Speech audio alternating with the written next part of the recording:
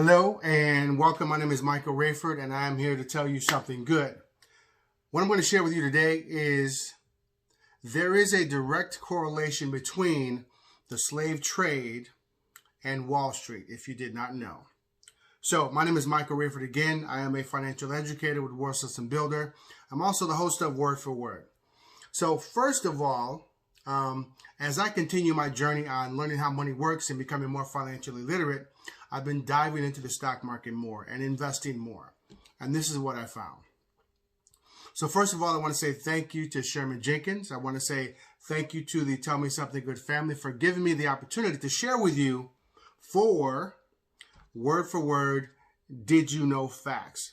So first of all, before New York was New York as we know it, it was considered by the Dutch as New Amsterdam. So at that time, they brought in slaves from Africa to enlist them for slave labor to actually build up the city and really get to know what it is as we know today as Wall Street. But it's also considered, if you didn't know, the heart of one of the biggest financial districts in the world, if you will. Number 2, now, unlike the South where slave trade was more considered plantation work, plantation life.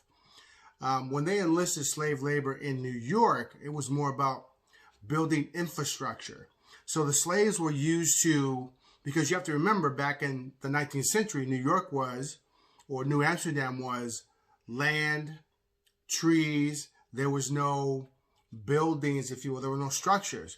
So the slaves were brought into clear forests, they were brought in to build roads, they were brought in to build up the harbor to help the city with the slave trade situation as we know it, as history presented to us today.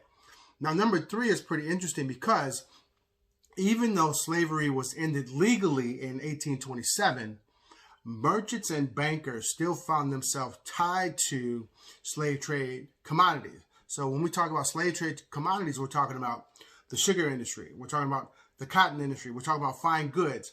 And so as you dive deeper into the history of New York and the slave trade, you'll find that there were companies that were established that are the foundation of a lot of companies that we know today. So make sure that you do your own research, because you'll be shocked at some of these major corporations that we know of today were actually birthed from slave trade, if you will. And then last but not least, so New York was the last state to end slavery.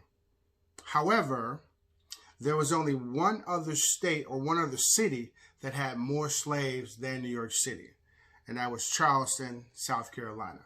So this has been, and it is Black History Month, so this has been, your Black History Month facts presented by Word for Word, and yours truly, Michael Rayford.